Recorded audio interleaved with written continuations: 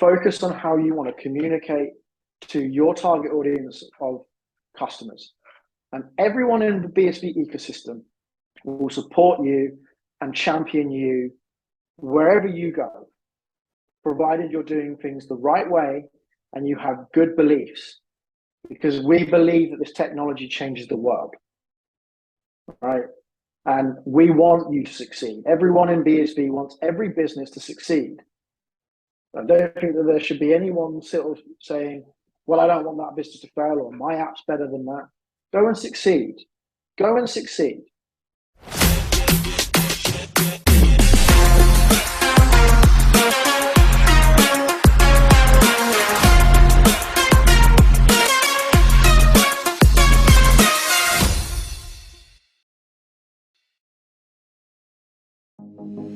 Bitcoin mining, Bitcoin wallet, blockchain, stablecoins, MetaNet, the evolution of money. Everybody is talking about Bitcoin today, but what exactly is it? Learn the basics from experts. Learn what Bitcoin is, how it works, and why it matters. Bitcoin 101, your ultimate guide to the fundamentals of blockchain. Hello, everybody, and welcome back to the show. Today we have Alex Moon joining us. Alex, welcome to the show. How are you doing today? Hey, Brittany, thank you for having me on. I'm doing well. Yourself? I'm doing all right, Alex. So many people may not know this, but you actually work for CoinGeek. And so for those that don't get to see or hear a lot from you, what exactly is your role within CoinGeek? Sure. Most of your viewers probably know me from the lovely Alex Moon by Kurt. I do exist. I am real. My role, I head up the sales and marketing, so any strategies for CoinGeek, upcoming events, conventions, CoinGeek Bitcades. It's probably had me sort of steering with a group of people, the marketing messaging, and then of course the engagement with the brands in the BSV ecosystem, and trying to bring them to our conventions and other events that we attend to showcase the power of the BSV blockchain. Yeah, and that's definitely what I want to do today, is to really showcase the power of BSV, especially with like in an entrepreneurial sense, you know. So you know, first things first, I want to know what you think or what your thoughts are on getting people to think about Bitcoin SV or Bitcoin, the true Bitcoin, in a more of an entrepreneurial sense. How do we get people to think more business minded? My personal feeling is BSV is the plumbing. So rather than say, hey, look, you know, our product works because it's on the Bitcoin SV blockchain, it's our product works. Period. Why have you created a business? What do you believe you've created that changes the world or changes someone's own business to provide this solution? Why do you exist? And that's what people are going to buy into, opposed to talking about the technology, how you do something, what your product is. I think it's important to think, we've created this business because we solved this problem. We believe in solving this problem. One of my favorite writers and marketing philosophical minds would be Simon Sinek. And he codified it in the Golden Circle. And I would urge anyone to watch that 15, 20-minute video from TEDx, where he talks about why, how, what. Most of us talk what, how, why. You start with the easiest thing and then go into the fuzziest. But the biggest brands, the best brands, and equally how we try to think of what we do at CoinGeek is, why are we doing this? What do we believe in? And ultimately, thinking that way, you're going to gain growth in custom, because your objective in business really shouldn't be that everyone must be my customer, or I want everyone to be my customer, right? Your objective should be people who believe in what I believe are primed to be my customer. And that would mean that they're retaining as customers. So entrepreneurial thinking there is starting with the basic premise of messaging. There are great developers in BSV. There are great businesses in BSV. I think it's important that they focus on how they communicate that. to people. So would you say that what we need to stop doing a little bit of is trying to prove to everybody or spread the message of why BSV is best and why they need to come over, and just start showing people how it's better than everybody else or everything else on the market? I think it has a place in certain arenas, but it's not the starting point. Look, we don't market the internet, we just use it. Every application we're talking on across the internet now, right? We're not marketing the fact that this is on the HTTPS protocol and that you need this because of that. We're marketing that Zoom just makes really good and simple communications, because that's what we're using right now. Whilst there's a place, particularly maybe in the developer community, like this is why you would build a cool app on this platform, as opposed to trying to build something on an alternative blockchain or traditional internet protocol. Effectively, it's plumbing. I've just rebuilt my house. I don't walk around and say, hey, look at how great my pipes are. I just know that my toilet works, right? And that's how I look at Bitcoin. It just works. It solves problems, but we don't need to start with, you have to believe in Bitcoin SV to believe in my product. It's actually on the contrary. You have to believe in my product and that you're just using Bitcoin SV. And that fades into the background. So in the future, you see a world of like commerce and everything that is just everything, the plumbing is BSV, but nobody really realizes that they're utilizing BSV. They're just knowing that they're getting a service that they want. And BSV is just the underlying technology behind that. I don't need to understand how the internal combustion engine works and how to fix it for me to use it, right? Yeah. I just want to drive my car and put fuel in it and know that it will take me from point A to B, hopefully. I know that Bitcoin is going to power my application to do certain things that the internet can't do and can't carry. And if my application is great, and prime examples here, Haste, Lamint, Tonic Pal, I could rattle off a number of them, Genuine Retweets, all sorts of different businesses that offer a solution, but they're powered by Bitcoin. Do they need the customers, do end users need to know that they're powered by Bitcoin? They're great apps. They're just great apps. And that's the important thing, right? They're great apps. They work. They're powered by a protocol that can fade into the background. And beyond that. So basically what you're saying is the whole ecosystem right now really consists of like the internet, different usages there, apps and tools, and like marketing those tools and those apps. And so I guess this really begs the question, how does BSV fix different industries and make it so that different industries are able to provide services that we need? I think it comes down to the challenges of that industry. Marketing is a prime example, one that is close to my heart.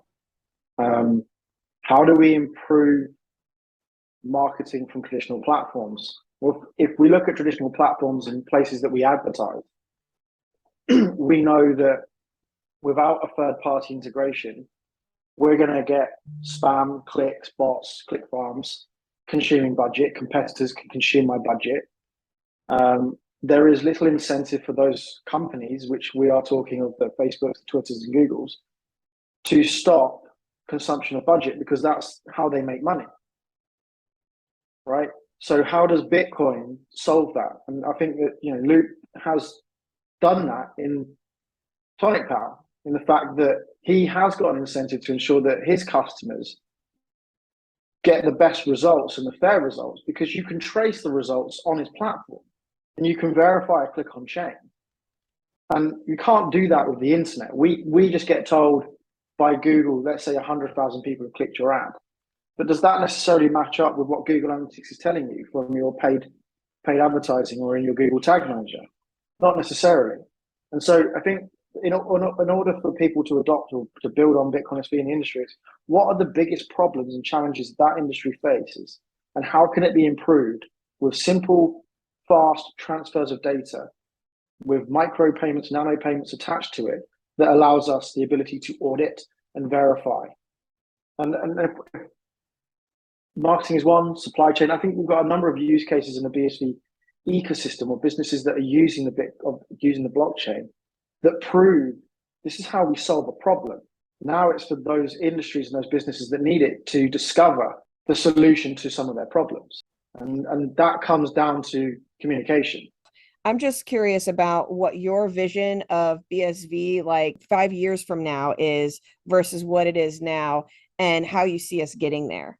5 years from now, I want to be talking about the blockchain of things rather than the Internet of Things. I want to be going to see you guys in the US at the Miami conference that we went to earlier this year and go, oh, I need to turn my fridge down, so I better send a token to my fridge to turn it down rather than have a potential man in the middle attack.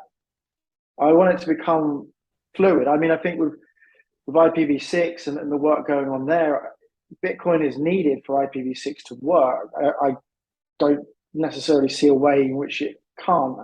The challenge here is the mindset of the general consumer and getting them to understand, instead of you being the product, because you are a product for Instagram, because you're sold to advertisers like me, that you're engaging and you're paying to engage with those platforms, to engage with your peers, to engage with the wider user base of that application, for them to earn and for the application to sustain as a business. So in 5 years' time, it's kind of tough to say where I think it could be, because it could either be the most adopted technology that gives us a whole new and better world, or it could be languishing where we kind of are now and trying to fight for airtime on the truth. It's finding the right solutions and penetrating the right markets. There's many. Entertainment.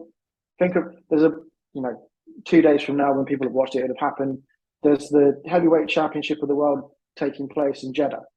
I'm not going to pay £27, $32 to watch the whole undercard. I'm not interested who's fighting before that fight. I only want to watch that fight. Why can't I just pay from the point in which it starts till it ends? And let's say that Mr. Joshua walks in, beats him in 2 rounds. Why should I pay for the full 12-round bout when I've only watched effectively 4.5 minutes of a fight, and pay for that at a premium maybe, or pay for that whilst I'm watching it? Do I want to watch, after a Tyson Fury fight, him singing in the ring? No, but I don't want to pay for that. So I'll stop paying, because I'll stop watching once his hand's been raised. And it's finding solutions and niches that people think, yeah, I'd rather do that. And that's going to make a product with people with like-minded thought and beliefs as yours become a customer, right? And if you're in that kind of industry, that might be more of interest to you. Music NFTs is another one. What is the value of an NFT? How can you make an NFT? I mean, there's a lot of political and stupid nonsense around NFTs and based apes that have no value, but what does this NFT provide you by owning this song? How open is it to you? And I'm not an expert in music or NFT space to say, or music and NFT space to say what's the value, but I could see an artist saying, well, if I'm doing a special gig, what I create off the back of those tickets is special merchandise that becomes part of that package that only those people get. And they get special things that are exclusive to them. So they feel like they've had a completely different experience to those that are watching maybe on YouTube, or to those that watch clips. It's finding ways to make it more immersive.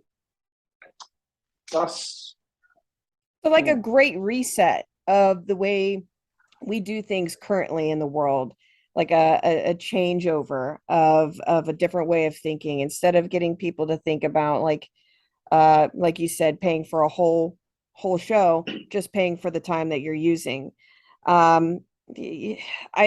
People get stuck into these loops of how things should be and previous business models. And like for instance, we can see this heavily in like the cable industry.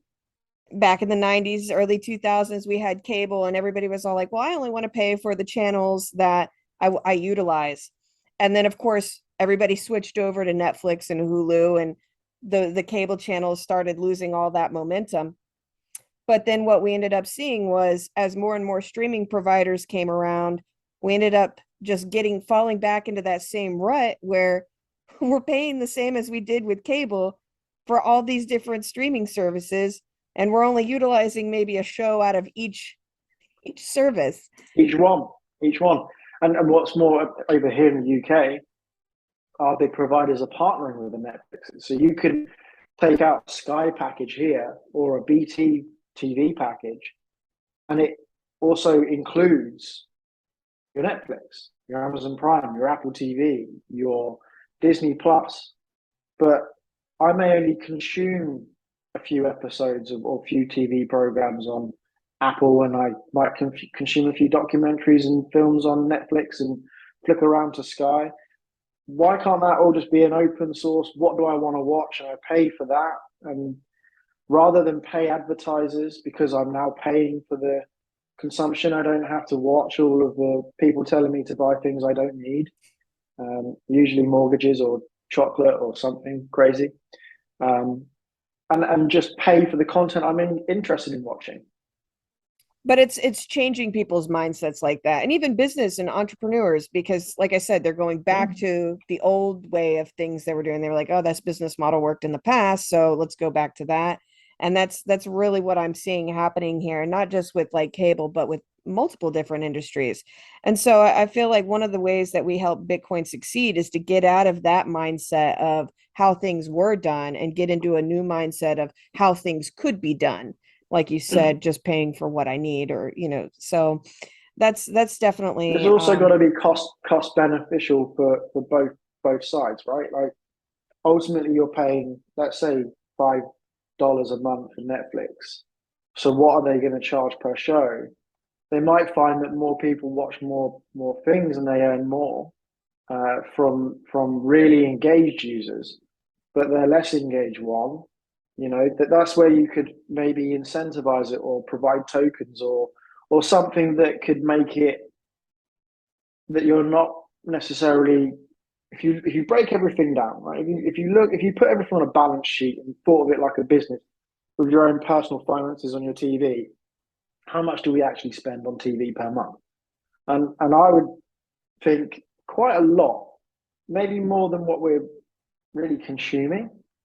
And so and it all kind of ties into, we're in a financial crisis. It's about to hit us. People are going to start peeling back. So how do those companies then stay relevant? How do they keep their pricing fair? Because if you're looking, they're going to go, well, we need to increase our fees, but that's surely going to push customers away. So surely you want to try and capture or have a wider net of potential customers and take a smaller piece of a wider net than a large piece of a small net. And that, again, is an entrepreneurial thought, right? You've got to think, do I want a little piece of a big thing or a big piece of a small thing? And profitability-wise, you're probably thinking the little piece is going to outweigh, in the big thing, going to outweigh and make me more money in the long run than the big piece of small. And do you think that's how people are kind of looking at Bitcoin right now, and whether or not they should or shouldn't build on Bitcoin? I don't know. You'd have to ask the developer how they're thinking about it. Like they're looking at it, and there's a lot of projects that are looking at it from tokens perspective, and how can they use that technology to create engagement or incentivize users or divvy up proportions of things that they want to sell. I'm not a developer. I would look at it that way because that's how I got to think in a commercial mindset. Well, I mean, it all boils down to, Craig's original idea, and that was Craig made Bitcoin to make commerce on the internet easier. So all of these things should theoretically be super simple to facilitate, given that we do have the plumbing. I just feel like maybe some people are hesitant to jump, jump on the bandwagon to get things going, just because of how you see all these amazing things coming out. You see what Kurt's doing. You see what Duro Dogs and like all these amazing companies. Hey, Sark, like I don't want to get into a whole long list. We'll be here for forever, but you see all these great companies doing all these wondrous things. And then you start wondering to yourself, like, oh, well, what service can I really provide that isn't already being provided?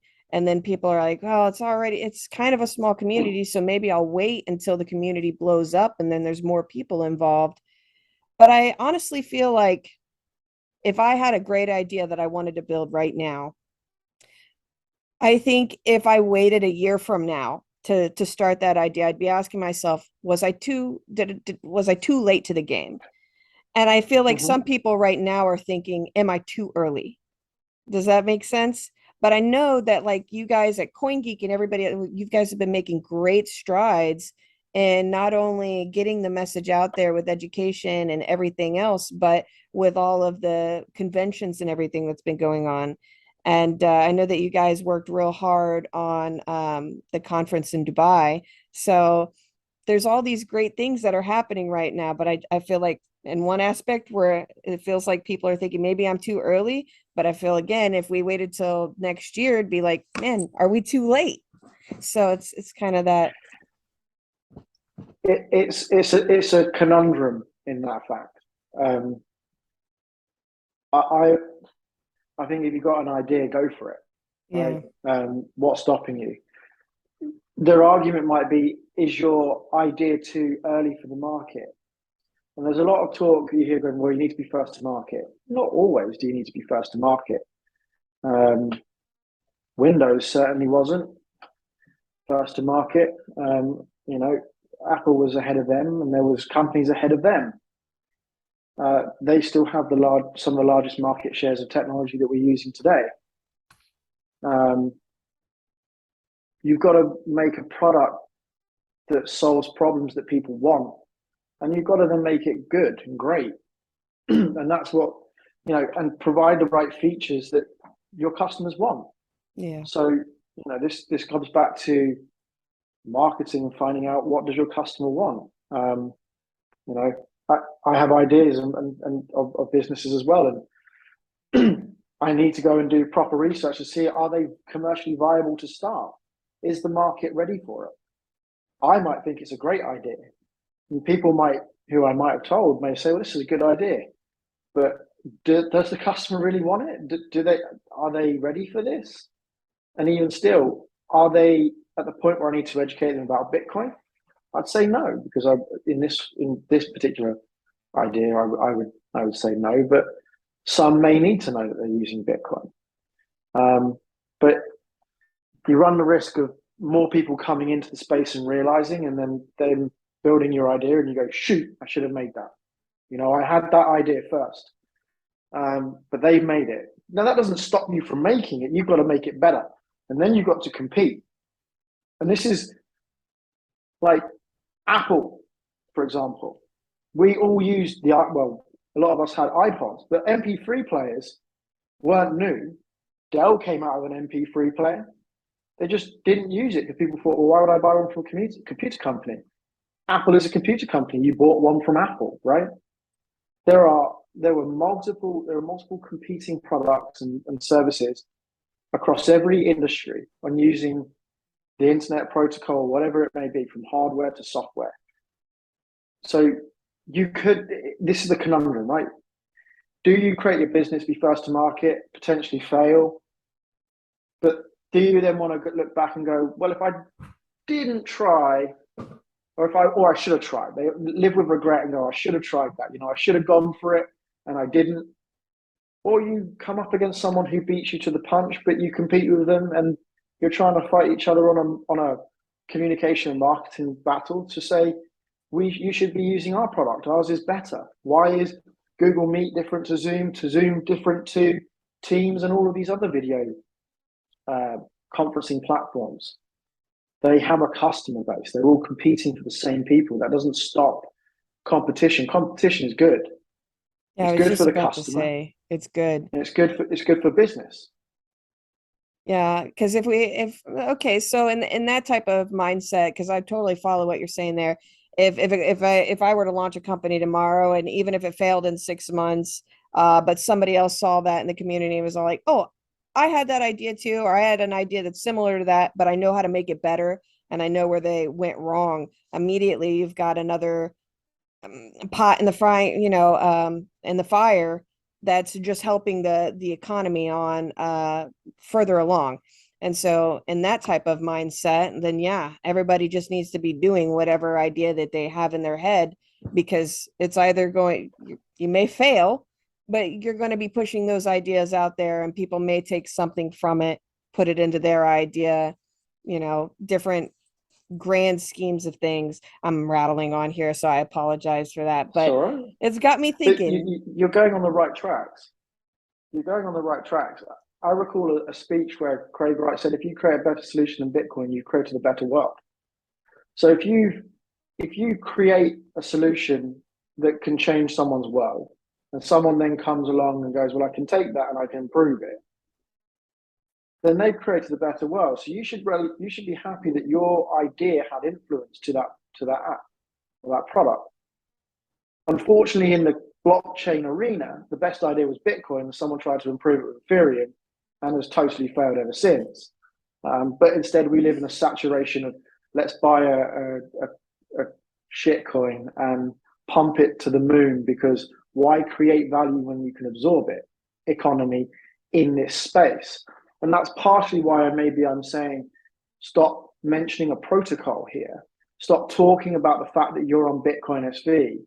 I saw a great tweet the other day saying, how nice is it to see so many Bitcoin SV businesses no longer have business name SV after their business, right? Every business, if you look in 2019 that started coming out, it was everything SV. And that immediately pigeonholes you into a certain thing, and it creates this, I must understand what this SV means, which now means I need to understand what Bitcoin is. And you take people down rabbit holes that you don't necessarily need to do as a business. And they don't want to do either. No. So if you create an idea that people can create a better product from your idea and create a better world, great. And in the blockchain economy, if there was a better protocol than Bitcoin, we'd be sitting here talking about the better protocol than Bitcoin. But we're not. We're talking about Bitcoin because it's the one that works. So two of the biggest things I guess people can take away from this are stop labeling ourselves and just show people like, hey, what we're doing. Like this is what it's capable of, because we have these awesome businesses, services and products that we can give you. And that's really all you need to know. And to stop talking about like market prices and things of that nature, and just get rid of those altogether and just work on building the economy so that more and more people want to come in because they want those products, goods, or services. Absolutely. I think we touched on a few businesses that do just that. We could rattle off hundreds of businesses and ideas and people that are coming up with things that are going to create value, and therefore market cap and share price of coin will go up, because value should lead the price. Utility of the technology should lead the price of the coin, because the demand to tokenize on those coins would be needed, or the demand to use those coins are needed. And therefore, if you hold a fair few, then you'll be hopefully sitting rosier. If the chain doesn't work, you can't create any utility. And so instead of focusing about how do we increase market cap, or what does Bitcoin SV need to do to improve its view of public opinion in the court of that is Twitter, focus on how you can communicate your business. And I could point to a few businesses in the space that you don't see a lot of things on Twitter, in the Twitterverse, that they go about their business quietly.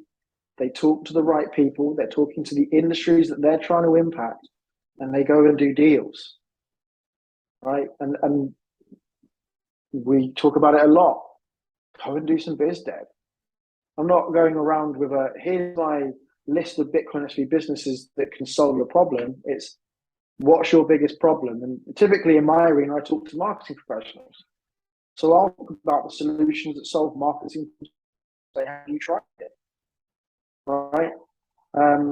If it was in the financial world, I might talk about Addendum. Have you ever thought about doing triple entry accounting?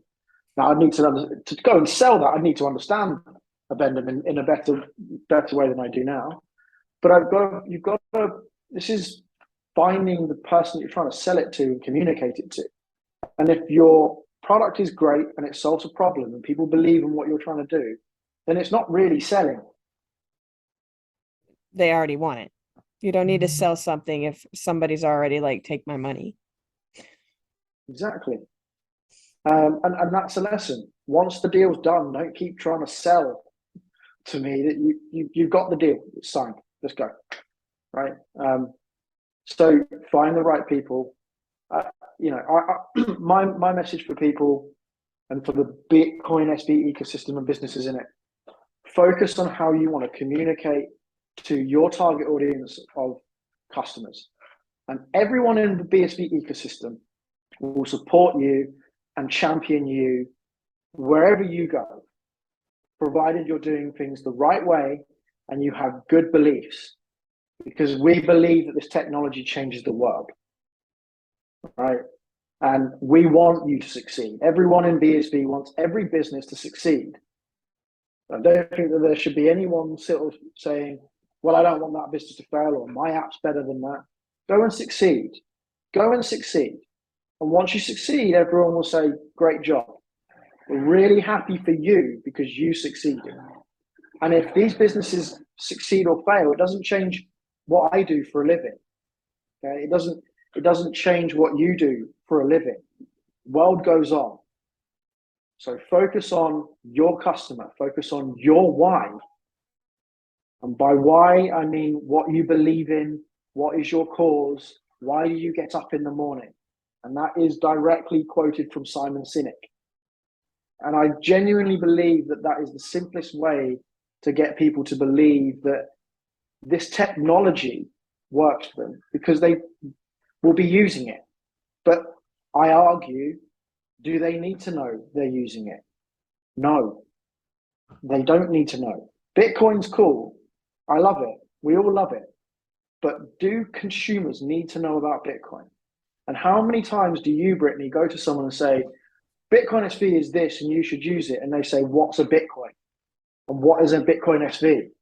And I've heard of Ethereum, and you open up rabbit holes of dialogue that can take you down different avenues, right? That's not simplifying things for anyone.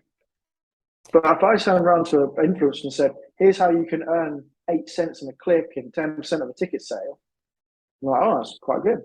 I'll take that. I get about 30,000 clicks. That's 30,000 times 8 cents. That's not bad for one post. Opposed to me saying, hey, would you post something out for $500? Right. My experience with onboarding people into the not just this ecosystem, but multiple ecosystems has been, you kind of have to hold their hand through it until you can show them the final destination. And then once they get there, they're like, oh, this is great. But how long it takes to get from point A to point B depends on, what their overall mentality about it is going to be. So like we were saying, get rid of all the fluff, just show them what they can do. And that should help out tremendously, I think, as well. But most people, after you get them to the destination, their next question is going to be, well, how do I use this? So I'm earning money. I can see that I have money, but I want to spend this money. So where can I spend it? And then you got to take them down other different avenues. And yeah, you can buy NFTs, and we're starting to, put utility with NFTs. And yeah, you can buy tokens and hold these tokens, and they may or may not go up in value. Or you can play these awesome games and you can earn more of what you already have. But then they're like, well, I want to use this in the real world. And what do we say to people like that? They're like, this isn't really solving any type of important need for people in the real world right now that are saying, hey, it's great that I've earned all this money, but I want to use it. You know what I'm saying? I've got a simple solution. Yeah. What is it? Send me. Just send them to another wallet and say, here's how you use that Bitcoin and buy real world goods, because you're buying coupons. If you go and look at what Lorian Gamroff's done, I can go and buy a coupon from McDonald's, or I can buy a thing from Virgin Records. In fact, Lorian spoke to me at the end of the convention in Dubai and said, I went to the Dubai Mall and I used my Senti wallet to buy records from Virgin Records. It's How awesome many that you said that. blockchain apps say that, right? And yes, and this is where there are different wallets for different purposes. And you're right, when you're onboarding people, you do have to sort of handhold them.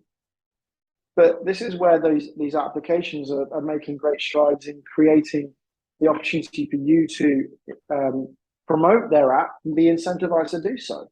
Affiliate links are in a lot of these BSV applications, right? You were there at the Bitcade in Miami after BTC. We onboarded people into Handcash. They started playing great games. And that was one way. And people were like, oh, I didn't know I could do this with Bitcoin.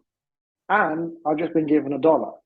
They might be looking at it as going, well, how can I extract that money into real dollars? Because that's what they really want, right? People really want the dollars. That's why they're buying these coins, for the price to go up, because they want dollars. So we have to find the ways in which to say, you can use this as dollars from your Bitcoin SV wallet. This is the wallet fit for that purpose. Here's the app that fits that bill for you. If you want to go and buy merchandise, go to this store. If you want to go and do this, you go to this place. If you want to play games, you go to Haste. If you want to engage with most Bitcoin SV apps, you use Handcash. If you want to be part of that economy, right? That is long-winded. But if you can teach someone who can teach someone, and so on and so forth, eventually it becomes a snowball of people just going, I like using this application. And I can also take that money I earn into real dollars. Now, right. I would say the challenge with this as well is, it's not exciting to say to someone, you're going to only earn 1,000th of a cent, right? That's not exciting, because we can't use it in the Western world. So where does this solve problems? Who is going to get excited by earning fractions of pennies throughout the course of the day? All right. We were in Miami, BTC Miami, and people from El Salvador were kicking off outside about Bitcoin in El Salvador. Josh Hensley touched on it in a video he did online, right? Right. You can buy the local street food for 50 cents, but if the transaction fee is $10, one, you probably don't have the $10 for the food, for the transaction, but two, it's unusable. So cash there would be king. But if you could say, hey, would you accept Bitcoin SV on any wallet? And I could pay you 50 cents and it cost me 50 cents and 50 cents plus 1,000th of a cent. That's usable. It solves a problem.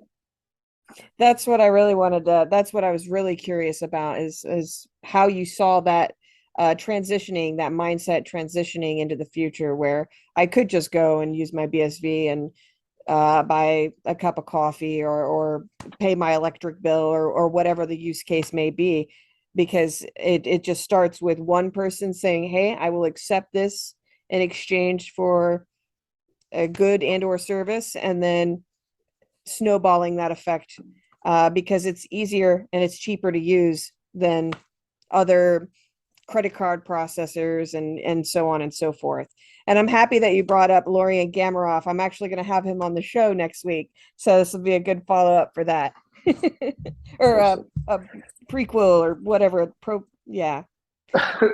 sequel, whatever. Yeah, whatever it's called. Look, I think it's an important part of Bitcoin commerce on the internet, but also retail commerce, because they are using the internet to power the technology that we're using. We tap our cards or our Apple Watches, and off we go. We can leave the store. Retailers pay a fee for that. Yeah. And equally, that money's not in their account 3.5%. 30 days. Yeah. My mother depending owns on the credit card you're using, right? If you're yes. using American Express, it's more. Or if you're using different, if you're using Stripe, then it's a certain percentage, and you're accepting all credit cards, and you see massive, and the larger the transaction, the more money it costs because they're percentile. So you're like, Well, the consumer hasn't really had to worry so much about the transaction fee or the transaction costs so far, because most of the time it's the retailer that is footing the bill for those associated costs. My mother and I, we own a business in town, and we use the Square the whole thing, and it's like 3.5% on every transaction. Come to find out recently, though, that it is now entirely legal to pass that transaction fee onto the customer. So now, if we wanted to, we could change the whole system and say, hey, instead of us paying the fee, the credit card processing fee, the customer now has to pay that fee on top of the sales tax, the original price of the item, and everything else. And so I see this industry changing over a period of time that is going to make Bitcoin look more and more enticing, because the transaction fees are so low. If I, as a customer, have to pay that transaction fee to purchase an item, I want that transaction fee to be super low. So particularly if I'm buying a large item, like yeah, if I'm buying a new MacBook or a fridge, that's going to cost a lot of money in transaction fees on top of it, right? And I think that would change the mindset. But equally, if you're a consumer and you don't want to see your favorite businesses and brands die, because they cut that 2-3% could be the difference maker between them surviving and paying their bills each month to them having to close up shop because it's no longer sustainable for them to remain as a business. And you know, a lot of credit card companies say that they do these things to help small businesses and you know, improve the fees. But I know from here, and people in the UK will probably know, a lot of the bars that you go to, if you spend less than £10, they'll say, we'll do you some cash back if you can top it up to £10, or you pay a 50p transaction fee if you're spending under £10 with a card. In a lot of pubs in the UK, we're doing that. And I used to do that when I ran a pub, right? We used to say, if you're spending under £10, can I raise it to 10? And then you get the difference in cash because the fees are lower for us, as opposed to me saying, well, if you're only going to spend $5.25, let's say, I'm going to charge you 50p, so that I'm not losing the cost. And customers then think, oh, I don't want to pay 50p for that transaction. I'll get the 10 and get the money back. It's still a transaction fee for the merchant. It's just not it's a lower cost. Yeah, absolutely. And in the grand scheme of everything that you've sold in that one day, it just gets bundled into an overhead of the business. And that is an example of how consumers can think about it, right? And if you start putting the onus on them and they start seeing the true cost of running a business, in that sense, it does make Bitcoin more appealing as a payment mechanism. Yeah, it really stinks because there was an individual that was heavily prevalent in the community who recently left and said that they no longer saw the use case for Bitcoin, and that credit card transactions and whatnot. That it was already like the mecca of the pinnacle of creation. I don't know if you saw those posts, but it was a little disheartening. I saw, and I've spoken to people about it, and it's a shame that this particular individual has decided that he doesn't believe in Bitcoin. But I would argue that he's not looking at it from a global 10,000-foot view, and is looking at it from I'm in the Western world and I can solve every problem with existing infrastructure. But I would argue, go and try doing that in countries that don't have the same technology, that this kind of thing would cost him a fortune to do. I mean, I think Bitcoin solves a lot of problems for people who don't have bank accounts. We're privileged in the Western world because we have good documentation of our birth, which allows us to set up a bank account. We have good medical records, despite us not necessarily owning those records. We do have good infrastructure that allows us to live what we believe is the American, the British dream of us growing up, buying a house, having a family in that house, because that's what we've been programmed to believe is what we're supposed to do. But for those that don't have a birth certificate, don't have an identity. So how do you create an identity for those people? How do you give them the chance to get what we have, which is the ability to buy their own property? Because, and I haven't done the legwork, so people can say in the comments that, well, Alex is talking nonsense here, but more likely than not, people are renting and using cash that they've earned from their jobs to pay for the property that they're living in, rather than having the ability to go out and get a mortgage. Because for a mortgage, you need a credit score. To get a credit score, you need a bank account, and therefore a credit card as well. And to get those, you need an identity. And if you don't have any, there's a lot of problems there. So I would argue that this individual has maybe missed a whole thing that Bitcoin can solve for 2/7 of the world. I wish him well. I'm sure that maybe one day he will see the light, and error in his judgment in that scenario. And I can understand being disheartened, because he made some valid points. If Bitcoin was allowed to be adopted in an organic way, we would be much further along. But to make Bitcoin cash, you have to be paid in Bitcoin. So you'd almost need a way in which your company pays you in that currency for it to become currency, so everyone can have access to it. But we're paying dollars, pounds, euros, yen, whatever currency our governments say is the currency that we use. And I don't think that we're ever going to get to, particularly not in the next 5 years, a world in which we're using Bitcoin as cash or as the global currency. I do see these currencies being tokenized so that the people of that country can audit their government, take away the power from that money, and instead of being told, here's how much money we have and here's why we're raising the taxes, have the ability to say, well, I want to see how much money you're printing. I want to know how much is in the reserve. I want to understand what the budget is and the costs, and if there is a reason for you to raise taxes. Because I'd rather vote for my leaders on a policy basis rather than what do I think is going to be best in a monetary policy basis. Because we don't have that visibility. So I think, going back to the original point, I think he's made a slight error, but I respect his comments.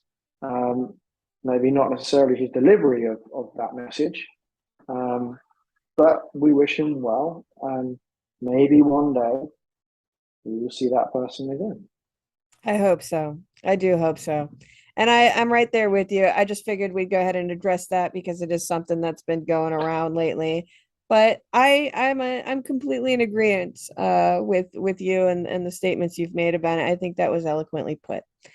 But yeah, Alex, I know that we're running up here on the hour mark. So I was curious, was there anything that we missed or you feel like we should have spoke about? Perhaps some final or closing thoughts that you really want people to know or to take away from this video? Just keep doing and building. Keep building your businesses, but always try and think of why are you building this? And not for profit, that's a result. Just why are you building this business? Profit it comes from creating a good product and having customers. But why do you get up in the morning? And why should people believe in what you're building? And I think that the really great businesses in this ecosystem that people get behind are because they do believe in what they believe in, because there is a common belief of what they're using as a protocol.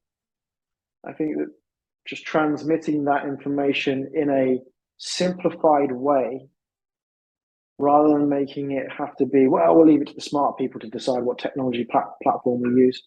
create a desire and need for your product, your service. And if you need help, I'm available to talk. I can help you. We can help you. We can just, shoot the shit for half an hour of how could you do X, Y, Z, or we can work with you to build, mind-boggling campaigns with great results.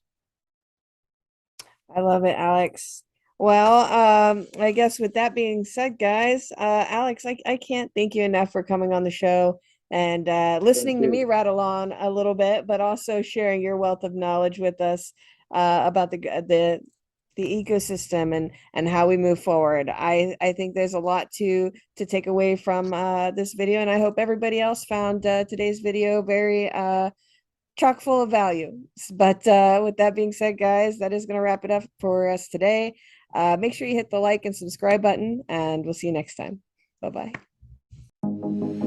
Bitcoin mining, Bitcoin wallet, blockchain, stablecoins, Metanet, the evolution of money.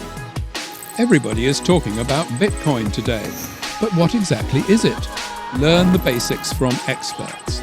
Learn what Bitcoin is, how it works, and why it matters. Bitcoin 101, your ultimate guide to the fundamentals of blockchain. Thank you for watching. Please make sure to like the video, subscribe to our channel, and leave a comment below. Share this video with a friend, and also follow us on Twitter at BrittanyBitz.